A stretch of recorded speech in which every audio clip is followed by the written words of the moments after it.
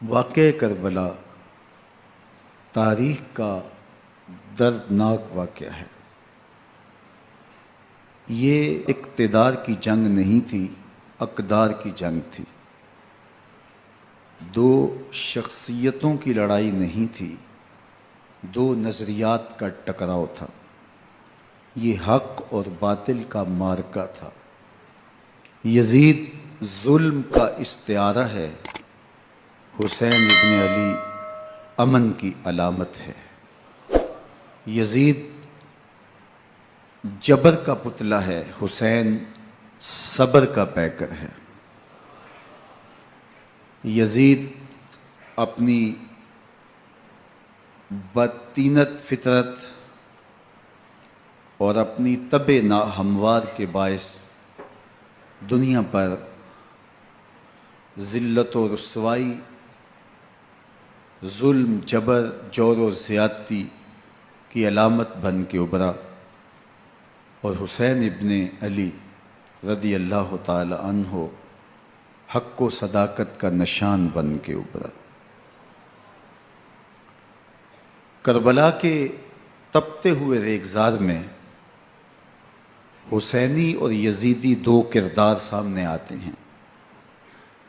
اقبال نے کہا تھا، موسیٰ و فرعون و شبیر و یزید، ایند و قوت از حیات آید پدید، زندہ حق از قوت شبیری است، باطل آخر داغ حسرت میری است، سرخ رو عشق غیور از خون او، شوخی ای مصرع از مضمون او، تا قیامت قطع استبداد کر، موج خون او چمن ایجاد کر۔ یزید بہدل کی بیٹی محسون کا ناپاک بیٹا تھا، اور حسین محمد عربی کی بیٹی فاطمہ کا شہزادہ تھا۔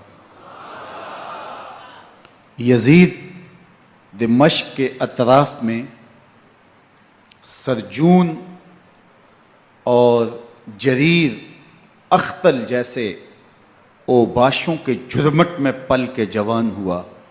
حسین کے گھر کا دروازہ مسجد نبوی کے اندر کھلتا تھا۔ یزید نشے میں دھت ہو کر کے نمازیں چھوڑ دیتا تھا۔ حسین کی کربلا کے اندر بھی نماز تہجد قضا نہیں ہوئی۔ یزید ظلم کا دوسرا نام ہے، حسین امن کی علامت ہے۔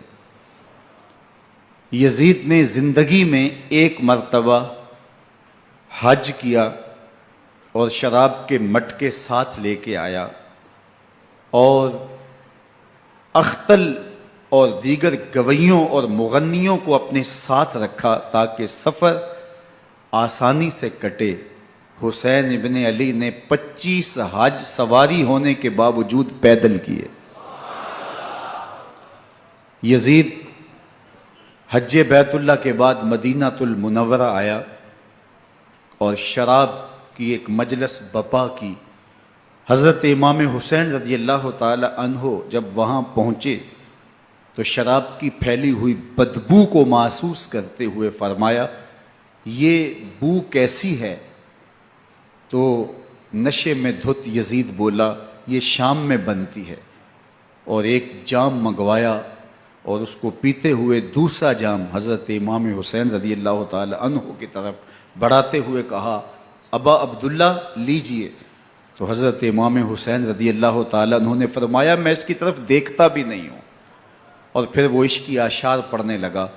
جب یزید کی شراب نوشی کا منظر امام حسین رضی اللہ تعالی عنہ اپنی آنکھوں سے دیکھ چکے تھے تو مجھے بتاؤ، یزید کے ہاتھ پہ امام حسین کا پاک ہاتھ کیسے آتا؟ حضرت امام حسین رضی اللہ تعالی عنہ جس ماحول میں پلے تھے، جس ماحول میں پرورش پائی تھی، جس ماحول میں رہے تھے، وہ پاکیزہ اور تقدس مآب ماحول تھا۔ اور یزید کبھی اطراف دمشق میں، کبھی غوطہ میں، کبھی الخضرہ محل میں، اور کبھی کہاں داد عیش دیتا رہا اور لہو و لعب کے اندر مصروف رہا۔ اور اس کی زندگی ان چیزوں سے عبارت تھی. وہ محرمات کو حلال قرار دیتا، شراب نوشی اس کی ہڈیوں میں رچی ہوئی تھی، اور شریعت بیضا کا مذاق اڑایا کرتا. اور حسین ابن علی رضی اللہ تعالی عنہ کی دوستیاں جن لوگوں سے تھی وہ عبداللہ ابن عباس تھے، عبداللہ ابن عمر تھے، حضرت عبد الرحمن بن ابو بکر رضی اللہ تعالی عنہ تھے. یزید تو جوا کھیلتا رہا، یزید تو قمار بازی کرتا رہا، یزید تو شراب نوشی کرتا رہا، اور حسین ابن علی مسجد نبوی کے ممبر میں حضور کے پہلوؤں میں بیٹھتے رہے. زمانے نے وہ منظر دیکھا کہ سرخ رنگ کے جوڑے پہنے ہوئے حسنین کریمین حجرہ فاطمہ سے نکلتے ہیں، کم عمری کی وجہ سے کبھی گرتے ہیں کبھی سنبھلتے ہیں، اور آقا کریم خطبہ ارشاد کر رہے ہیں، خطبہ چھوڑ کے حضور نے شہزادوں کو اٹھا لیا. وہ منظر بھی زمانے نے دیکھا. حضرت عبداللہ بن شداد کہتے ہیں کہ حضور سجدے میں تھے اور سجدہ اتنا طویل ہو گیا، ہمیں لگا یا تو وحی کا نزول ہو رہا ہے یا پھر اللہ کا حکم آ گیا اور اللہ کے محبوب کی روح قبض کر لی گئی. لیکن میں نے جب نظریں اٹھا کے ننکیوں سے دیکھا تو کیا منظر تھا کہ حسین ابن علی حضور کی پشت پہ بیٹھے ہوئے اور میرے آقا سجدے کو طول دے رہے ہیں. اللہ اکبر. حسین کے لیے پیغمبر کے سجدوں کو طول دیا جا رہا ہے. حسین ابن علی کبھی ممبر پہ حضور کی اطراف میں بیٹھتے ہیں. وہ منظر بھی دنیا نے دیکھا کہ حضور کے مبارک کندھوں پر حسین ابن علی بیٹھے ہیں اور حضور کی زلفوں کو پکڑا ہوا ہے. تو حضرت عمر رضی اللہ تعالیٰ عنہ دیکھ کے کہتے ہیں واہ واہ کیسی سواری میسر آئی حسین ابن علی کو. تو میرے آقا مسکرا کے کہتے ہیں عمر سواری دیکھتے ہو سوار بھی تو دیکھو. اللہ اکبر. حضرت اسامہ بن زید بن حارثہ رضی اللہ تعالیٰ عنہ فرماتے ہیں رات کا ایک پہر گزر گیا اور مجھے حضور سے کوئی کام تھا. میں آقا کریم کی خدمت میں حاضر ہوا، در دولت پہ دستک دی. حضور تشریف لائے تو چادر اوڑی تھی، بکل کی ہوئی تھی میرے حضور نے. تو میں نے اپنی حاجت کہی تو حضور نے میری حاجت پوری کر دی. لیکن ایک منظر میں نے دیکھا کہ حضور نے جو چادر کی بکل فرمائی تھی اس کے اطراف میں پہلوؤں میں ابھار تھے جس طرح اندر کوئی ہو. مجھ سے نہ رہا گیا، میں نے پوچھ لیا. میں نے کہا بندہ نواز چادر کے اندر کیا ہے؟ فکاشفہ. تو حضور نے چادر کو کھول دیا. فائز الحسن والحسین علی ورکہ. تو کہتے ہیں میں نے اپنی آنکھوں سے دیکھا ایک پہلو سے امام حسین لپٹے ہوئے تھے، ایک پہلو سے امام حسن لپٹے ہوئے تھے. فرمایا یہ میرے بیٹے ہیں، یہ میری بیٹی کے بیٹے ہیں. اے اللہ میں ان سے پیار کرتا ہوں، تو بھی ان سے پیار کر، جو ان سے پیار کرے اس سے بھی پیار کر. ان کی محبت کا درس دیا، ان کے پیار کا سبق پڑھایا. کہا ان سے پیار کرنے والا میرے سے پیار کرنے والا ہے، ان سے بغض رکھنے والا میرے سے بغض رکھنے والا ہے. ان کی تکلیف حضور کو بے چین کر دیتی تھی. حضرت سیدہ فاطمہ الزہرا رضی اللہ تعالی عنہ کے گھر کے قریب سے گزرے تو حضرت امام حسین کے رونے کی آواز آ رہی تھی. تو آقا کریم علیہ السلام نے فرمایا کہ فاطمہ حسین کو چپ کرواؤ. اللہ تعالیٰ انا بقاءہ یوزینی، تو جانتی نہیں حسین کا رونا مجھے دکھ دیتا ہے. حسین ابن علی کو حضور رونے نہیں دیتے تھے، ان کو دکھی نہیں ہونے دیتے تھے، کیونکہ رسول اللہ صلی اللہ علیہ وسلم جانتے تھے کہ یہ کتنے دکھ سہے گا، کتنی تکلیفوں سے گزرے گا اور کتنے مصائب سہے گا. زمانے نے وہ گھڑیاں بھی دیکھیں کہ حضرت حذیفہ بن یمان رضی اللہ تعالیٰ عنہ فرماتے ہیں کہ میں حضور کی خدمت میں نماز مغرب کی ادائیگی کے لیے حاضر ہوا، اور میں نے یہ اجازت خاص طور پہ اپنی ماں سے اس شرط پہ لی تھی کہ امی آپ مجھے اجازت دیں، میں حضور کی خدمت میں حاضر ہوتا ہوں، مغرب کی نماز بھی ادا کروں گا اور پھر حضور سے عرض کروں گا حضور میرے لیے اور میری ماں کے لیے بخشش کی دعا کر دیجئے. ماں نے اس شرط پہ اجازت دے دی اور میں حضور کی خدمت میں آ گیا. نماز مغرب ادا کی، سلام پھرا تو میرے دل میں آرزو تھی میں حضور سے عرض کروں حضور میرے لیے اور میری ماں کے لیے مغفرت کی بخشش کی دعا کر دیں. لیکن حضور عبادات میں، ذکر میں، نوافل میں ایسے مشغول ہوئے کہ میں آرزو رکھنے کے باوجود بھی عرض نہ کر سکا. خیر نماز عشاء کا وقت ہوا، اذان پکاری گئی، حضور مصلی پہ آئے، نماز پڑھی، سلام پھرا، تو میرے دل میں پھر خیال آیا کہ ماں سے ایک نماز کی چھٹی لی تھی، نمازیں بھی 2 ہو گئیں، ماں نے جاتے ہی پوچھنا ہے حضور سے میرے لیے اور اپنے لیے مغفرت کی، بخشش کی دعا کروائی تھی، تو کیا جواب دوں گا؟ اور حضور اٹھے اور کاشانہ اقدس کی طرف چل دیے۔ اب میرے دل میں یہ خیال رہ کے آ رہا تھا کہ ماں کو کیا جواب دوں گا؟ میں تو حضور سے بخشش و مغفرت کی دعا کروا ہی نہیں سکا۔ جب حضور چل پڑے تو غیر ارادی طور پہ میں بھی حضور کے پیچھے چل پڑا۔ چلنے میں تھوڑی سی رفتار تیز ہو گئی، جس سے قدموں کی آہٹ پیدا ہوئی۔ تو جب آواز پیدا ہوئی تو حضور نے رخ پھیرے بغیر فرمایا من ھذا، میرے پیچھے پیچھے کون آ رہا ہے؟ پھر خود ہی کہا حذیفہ تو نہیں؟ تو میرا دل دھڑک رہا تھا، قلت نعم، میں نے کہا جی حضور میں حذیفہ ہوں۔ فرمایا ما حاجتک غفر اللہ لک ولامک، کیا کام ہے؟ اللہ تجھے بھی بخش دے، تیری ماں کو بھی بخش دے۔ اب جو کام تھا وہ جنبش لب سے پہلے ہی ہو گیا، یہاں تو لفظوں کا سہارا بھی نہیں لینا پڑتا، وہ بند لبوں کی بولیاں بھی سنتے ہیں۔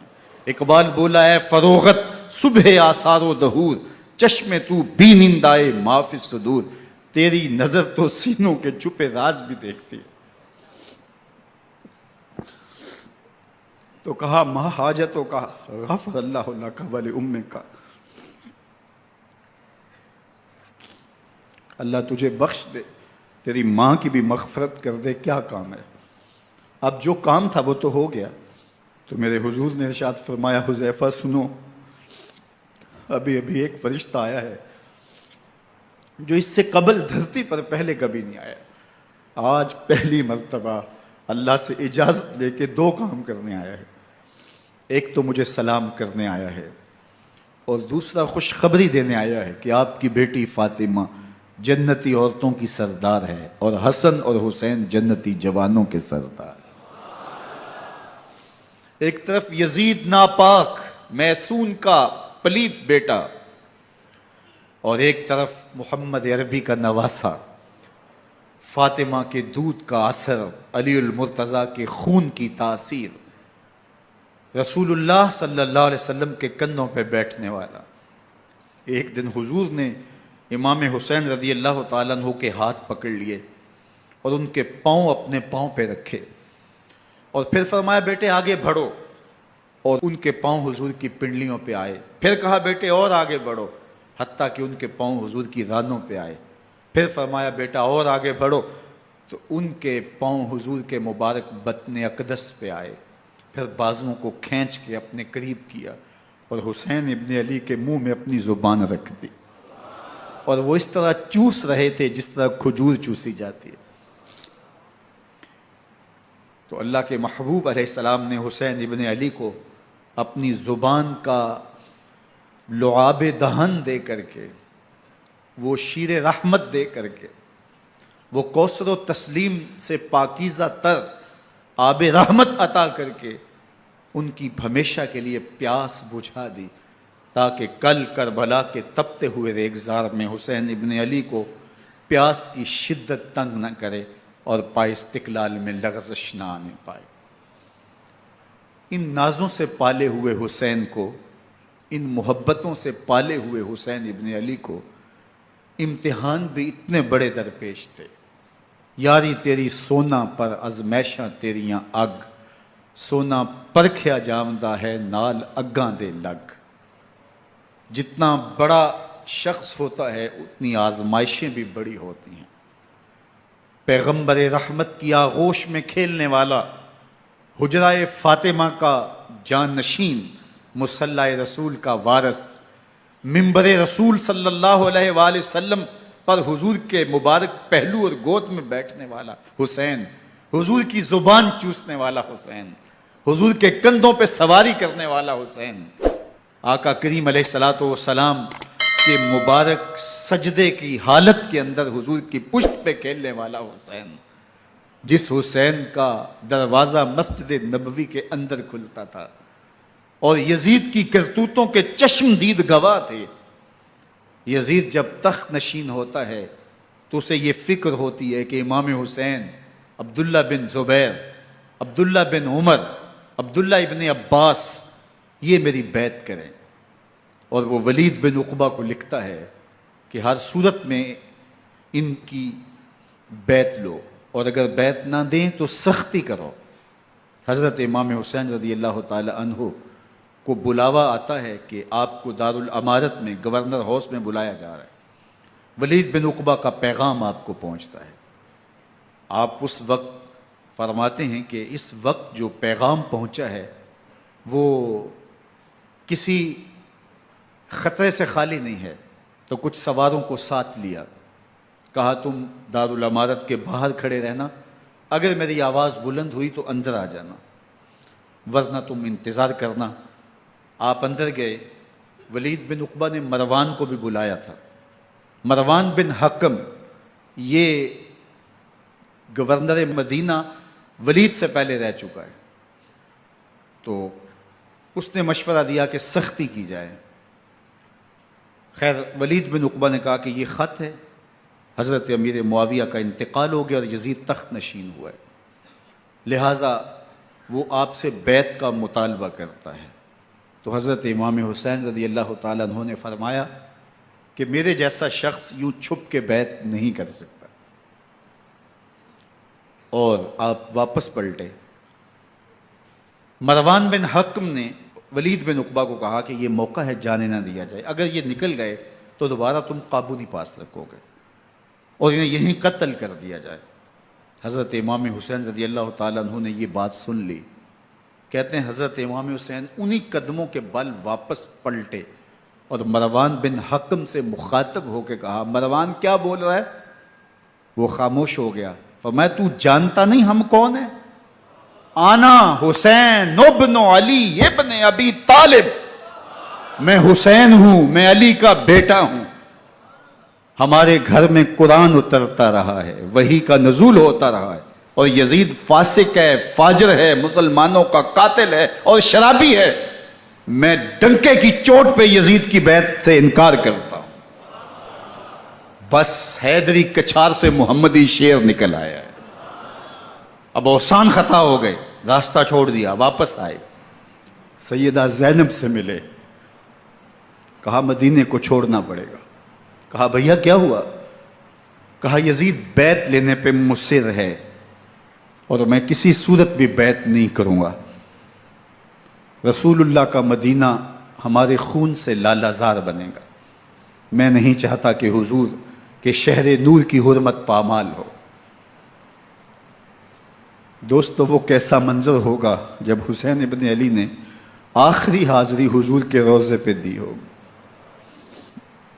حاجی یا معتمر 10 دن کے لیے، 8 دن کے لیے، 20 دن کے لیے مدینہ المنورہ عارضی سکونت اختیار کرتا ہے اور حضور کے روضہ انور سے، اس شہر نور سے، ان گلیوں سے، ان بام و در سے ایسا مانوس ہو جاتا ہے کہ جب واپس پلٹ رہا ہوتا ہے ان دعاؤں کے ساتھ کہ دوبارہ آنا بھی نصیب ہو، اور اسے لگتا ہے کہ میں دوبارہ بھی بلایا جاؤں گا، لیکن اس کے باوجود شہر حبیب چھوڑنا قیامت سے کم نہیں ہوتا.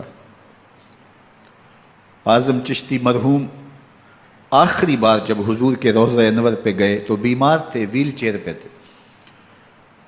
باب بقی سے باہر نکلے تو خادم سے کہا کہ میری ویل چیئر پیچھے سے کھینچو تاکہ میرا رخ روضہ انور کی طرف رہے. اور وہ پیچھے سے کھینچتا چلا جا رہا ہے. اور جب باب مکہ سے پیچھے جنت البقیع کے قریب سے گنبد خضرا نگاہوں سے اوجل ہونے لگا تو اعظم چشتی مرحوم نے کہا، جان بدن سے نکلتی ہے اعظم، جان بدن سے نکلتی ہے اعظم، کوئی آسان ہے مدینے سے جدا ہونا، کوئی آسان ہے مدینے سے جدا ہونا. یہ اس شخص کی کہانی ہے جو 10 دن، 5 دن، مہینہ، 2 ماہ وہاں رہتا ہے اور پھر اس شہر کو چھوڑ کے آنا اس کے لیے آسان نہیں ہوتا.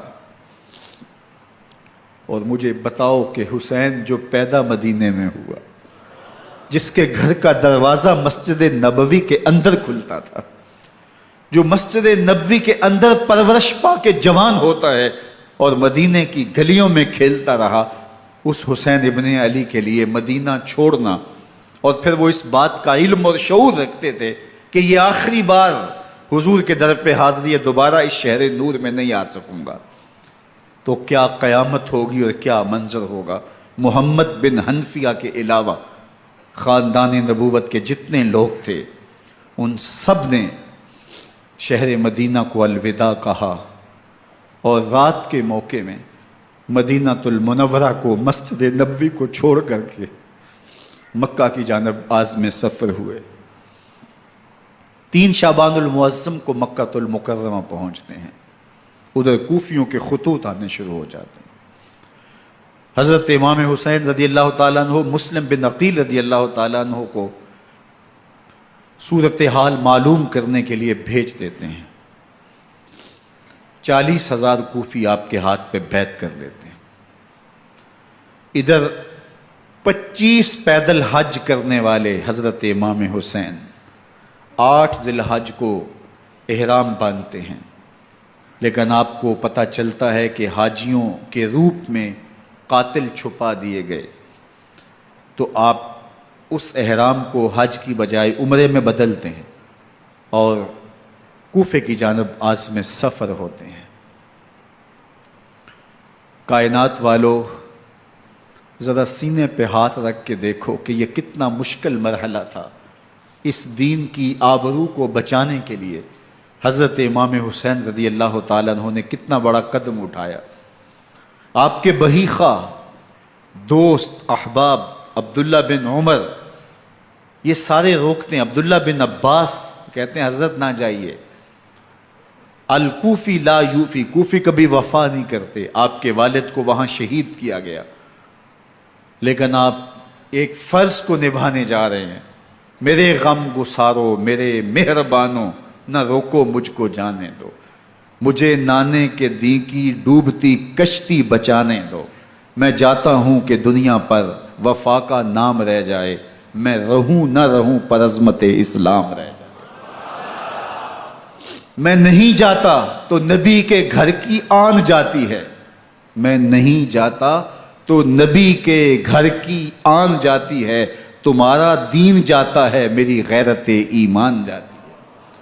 حضرت امام حسین یہاں سے چلتے ہیں، ابھی راستے میں ہی پہنچتے ہیں کہ یہ خبر آتی ہے کہ کوفے والوں نے بے وفائی کر دی، حضرت مسلم بن عقیل رضی اللہ تعالیٰ عنہ کو شہید کر دیا گیا، نعمان بن بشیر معزول کر دیے گئے، ابن مرجانہ ابن زیاد وہاں متعین کر دیا گیا جو سخت گیر شخص تھا، اور اس نے لوگوں کو ڈرایا، دھمکایا، اور کوفے کے لوگوں کے دل بدل گئے اور وہ بیتیں توڑنے لگے۔ وہ منظر مسجد کوفہ کا کتنا دلگداز تھا۔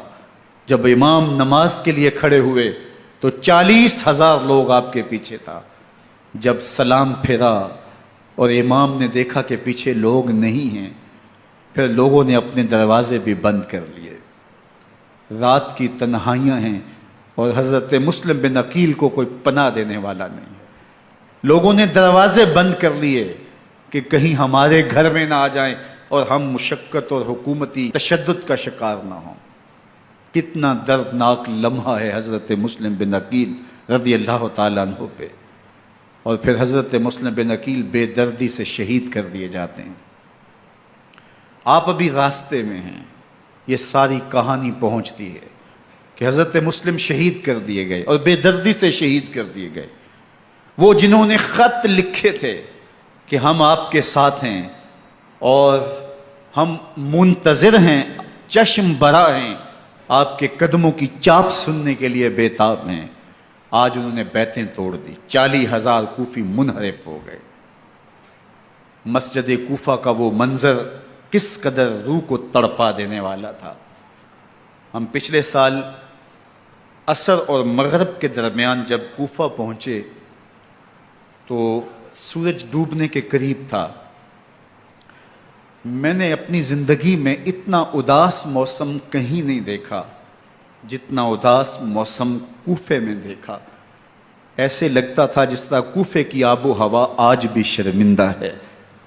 جو مسلم بن عقیل اور خاندان نبوت کے ساتھ اہل کوفہ نے کیا، حضرت امام حسین رضی اللہ تعالیٰ عنہ کو ان کے بہی خواہوں نے، اعزاء نے، اقربا نے، دوستوں نے، آوان و انصار نے، ساتھیوں نے کہا کہ حضرت حالات یکسر تبدیل ہو گئے، اب ہمیں مراجعت کر جانی چاہیے، واپس پلٹ جانا چاہیے۔ تو حضرت امام حسین کافی سوچ بچار میں رہے، پھر اس کے بعد آپ نے فیصلہ کیا کہ ہم آگے بڑھیں گے۔ دوستوں نے کہا کہ حضرت اگر آپ آگے بڑھیں گے تو ہمیں لگتا ہے کہ وہ آپ کے ساتھ سلوک اچھا نہیں کریں گے اور آپ بچوں کے سامنے پیاسے شہید کر دیے جائیں گے۔ تو حضرت امام حسین رضی اللہ تعالیٰ عنہ نے وہاں ایک خطبہ ارشاد فرمایا کہ لوگوں تم جو مجھے بتا رہے ہو مجھے اچھی طرح معلوم ہے، جو تم مجھے منظر پیش کر رہے ہو وہ میری نگاہوں میں ہے، اور جو کچھ ہونے والا ہے چشم تصور وہ منظر دیکھ رہی ہے۔ کیونکہ حضرت امام حسین رضی اللہ تعالیٰ عنہ کی شہادت کی خبر حضرت امام حسین کے پیدا ہوتے ہی خاندان نبوت میں عام تھی۔ حضور علیہ الصلوۃ والسلام کو یہ بات جبریل امین نے آ کے بتائی تھی جب حسین ابن علی کے ساتھ حضور محبت کا اظہار کر رہے تھے، تو یہ جبریل امین نے آ کے کہا تھا حضور آپ کا یہ بیٹا عرض طف میں شہید کر دیا جائے گا، اور کربلا کی مٹی لا کے حضور کو دی اور ام سلمہ کو حضور نے عطا کر دی۔ حضرت ام سلمہ کہتی ہیں کہ ایک دن میں سوئی تو خواب دیکھا کہ حضور کے مبارک بال بکھرے ہوئے ہیں اور سخت پریشان ہیں، تو میں نے کہا کہ حضور آپ کی یہ کیا حالت ہے؟ وَبِيَدِهِ قَارُورَةٌ، اور حضور کے ہاتھ میں ایک شیشی ہے، فیہا دمن، جس کے اندر خون ہے۔ تو میں نے کہا حضور یہ کیا؟ فرمایا میں قتل گاہ حسین سے آ رہا ہوں اور یہ حسین ابن علی کا خون ہے۔ تو کہا 10 محرم کا دن تھا، دوپہر کا یہ منظر تھا، میں کیلولہ کر کے اٹھی، جب میں نے دیکھا تو وہ شیشی جس میں کربلا کی مٹی رکھی تھی وہ خون بن چکی تھی۔ تو یہ خبر پہلے دی گئی تھی، یہ بتا دیا گیا تھا۔ فرمایا میرے دوستو جو تم مجھے بتاتے ہو میں اس سے بے خبر نہیں ہوں، یہ سب کچھ ہونے والا ہے، لیکن اس کے باوجود میں کیوں جا رہا ہوں؟ تو آپ کا ایک تاریخ ساز جملہ ہے جو کربلا کے فلسفے کو ہمارے سامنے رکھتا ہے کہ یہ اتنا بڑا امتحان کیوں دیا۔ حضرت امام حسین رضی اللہ تعالیٰ عنہ نے فرمایا وَلَكُمْ فِيَّ أُسْوَةٌ، میں اس لیے جا رہا ہوں قیامت تک ظلم، جبر اور ناانصافی کے خلاف کھڑے ہونے والوں کے لیے کوئی نمونہ تو ہو۔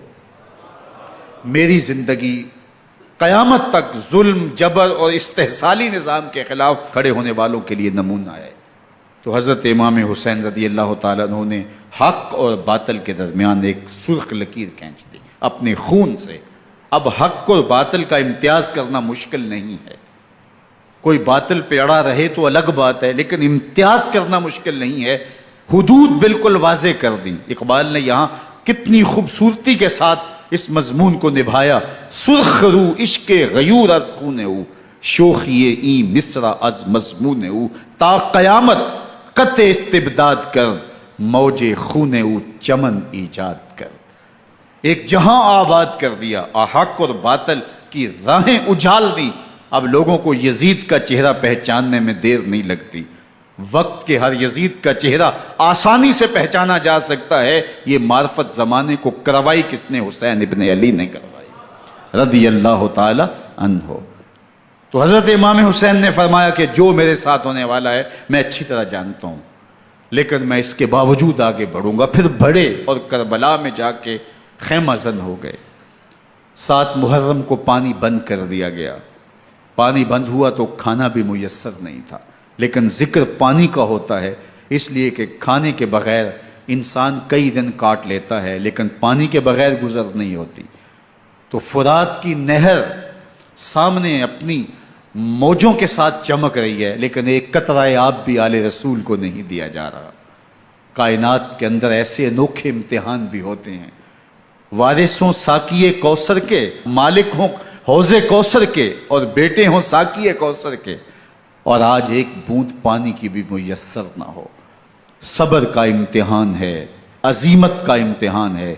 حضرت امام حسین رضی اللہ تعالیٰ عنہ خیمہ زن ہو گئے، 3 دن تک پانی بند رہتا ہے، 9 محرم کو رات کی تنہائی میں حملہ آور ہونا چاہتے ہیں، لیکن آپ نے کہا کہ ہمیں اللہ کے حضور عبادت اور ذکر کے لیے وقت دیا جائے۔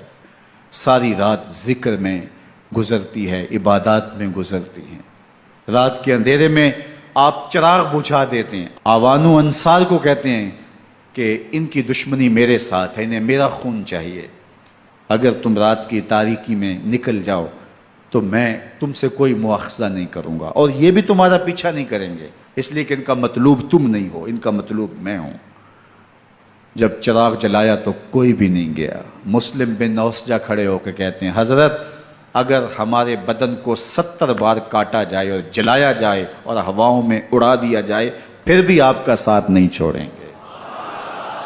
70 سال کے بوڑھے ہیں حبیب بن مظاہر، کہتے ہیں حضرت آپ کو چھوڑ کے جائیں کہاں، آپ کو چھوڑ کے جائیں کہاں، کوئی ساتھ چھوڑنے کے لیے تیار نہیں ہے۔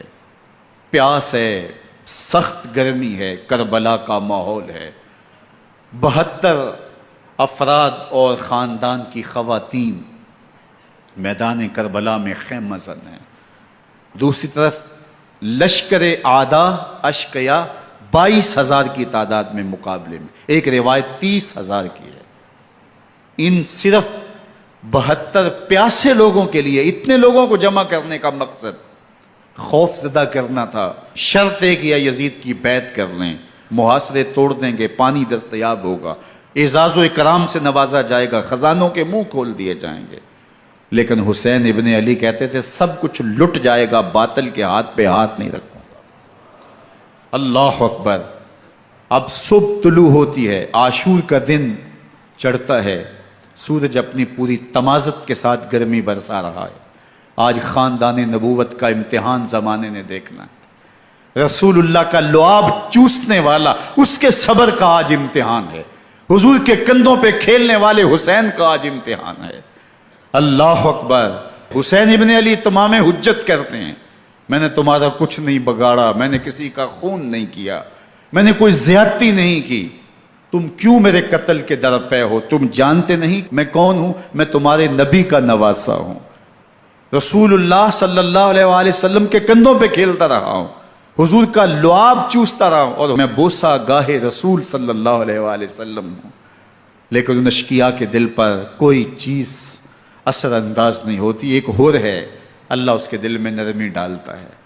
پہلے تو امام حسین کو گھیر کے لے کر کے آتا ہے، لیکن بعد میں وہ قافلہ یزید سے قافلہ حسین کی طرف آ جاتا ہے۔ امام حسین فرماتے ہیں تو دنیا میں بھی ہور ہے، آخرت میں بھی ہور ہے، آزادی مل جاتی ہے۔ باقی 22,000 کا لشکر جرار امام حسین کے قتل کے در پہ ہے۔ پھر تاریخ نے خاندان نبوت کا وہ انوکھا امتحان دیکھا۔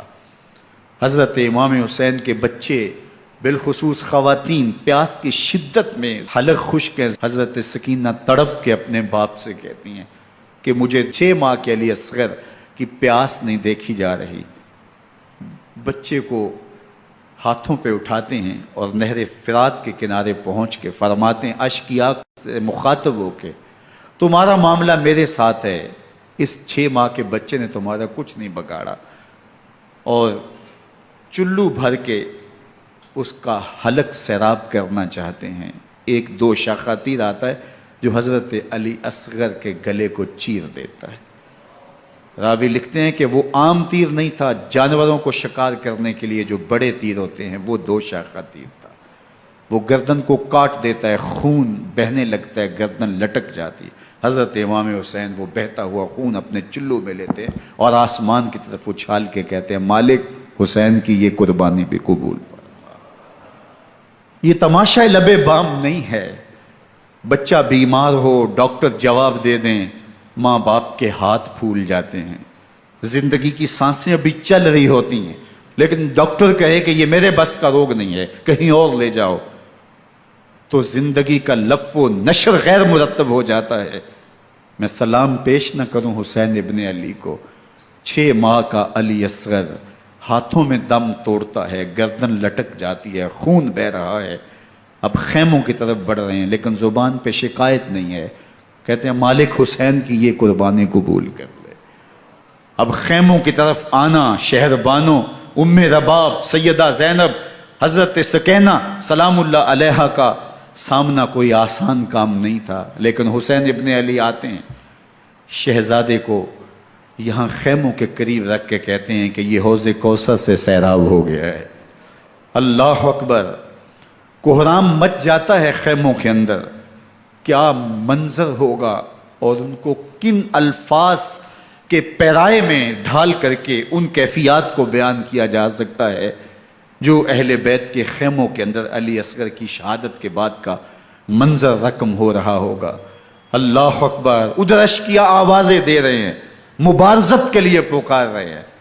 زمانے نے پھر وہ منظر بھی دیکھا کہ جوان بیٹے کو 18 سال کی کمائی حضرت امام حسین میدان عمل میں بھیج رہے ہیں۔